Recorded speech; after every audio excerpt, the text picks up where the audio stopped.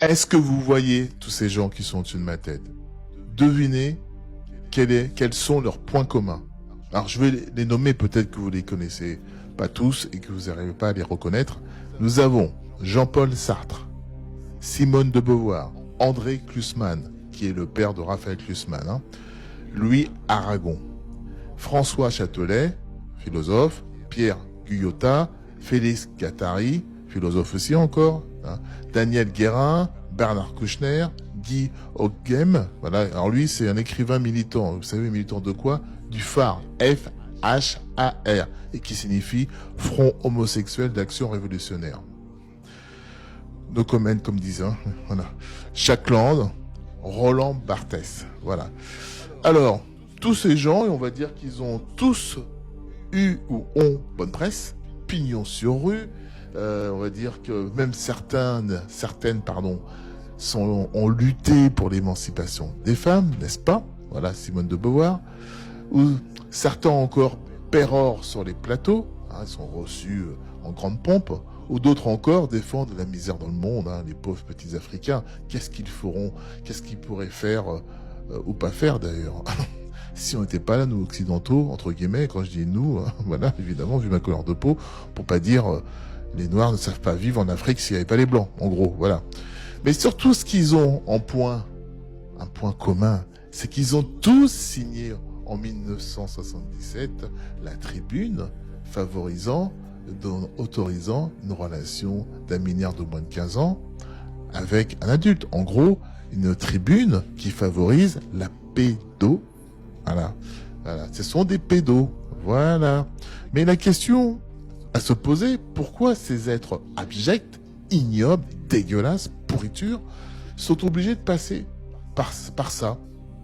C'est-à-dire avoir des relations sexuelles avec des jeunes enfants, les torturer, pour certains, les manger, les ouvrir le ventre, enfin peu importe. Pourquoi ils sont obligés de passer par là? Pour quelles raisons? Et pour qui? Qui est le commanditaire? Qu'est-ce qu'ils ont en retour, même si on le devine? Pouvoir, argent, voilà. Pourquoi? Vous savez, dans l'affaire Epstein, Ghislaine Maxwell est prête à parler. Et vous savez ce qu'elle a dit? Elle a dit que la plus grande majorité, enfin, une très grande majorité des personnalités dans cette affaire sont des Français.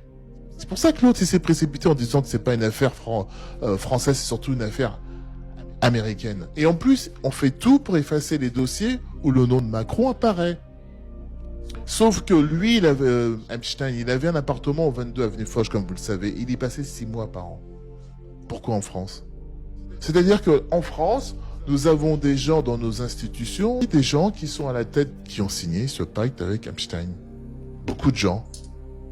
À l'Assemblée nationale, on retrouve plein de gens. Jacques Land, c'est le fusible. Vous vous rendez compte que ces gens-là se sont permis de tuer nos enfants. Ces gens-là se sont permis de tuer nos anciens.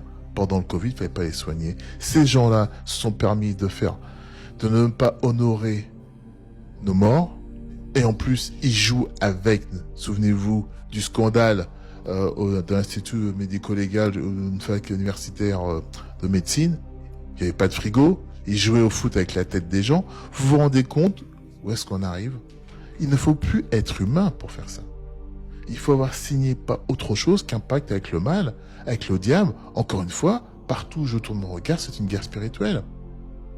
Nous devons ne plus respecter ces gens-là. Nous devons ne plus obéir. Nous devons, madame, mademoiselle, messieurs, rentrer de façon systémique et systématique en résistance, désobéir. Le fil, on va dire l'épaisseur d'une feuille de papier qu'ils ont par rapport au peuple pour se protéger, c'est les forces de l'ordre.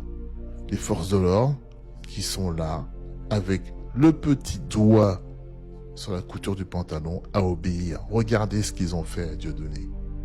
Ils le suivent, je crois qu'il est obligé d'aller jusqu'en Espagne pour faire son spectacle. C'est-à-dire que, comme pendant le Covid, celui qui était dangereux, c'était le jeune qui n'avait pas son autorisation, et on voyait tous ces putains de forces de collabos à courir après les gens pour mettre une amende, à courir après ces jeunes, parce qu'ils faisaient la fête. Là, c'est parce que lui, il fait de l'humour et il dénonce des vérités dans son spectacle avec humour. Et une Ariane de Rothschild parle et il s'exécute.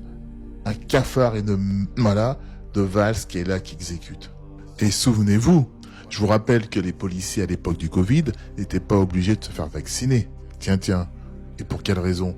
Que ces nantis de députés, sénateurs, ces pourritures qui ferment toujours leur bouche, qui ne sont contre la destitution de Macron ou la moindre motion de censure, eux non plus n'avaient pas d'obligation vaccinale. Eux pouvaient se gaver dans leur putain de cantine, dans leur assemblée nationale. Et ces flics qui réfléchissent même pas, ces putains de gendarmes, ces putains de flics, et j'obéis. Vous savez, s'il y en a qui me regardent, vous êtes arrivé à un moment de l'histoire, il faudra faire le choix.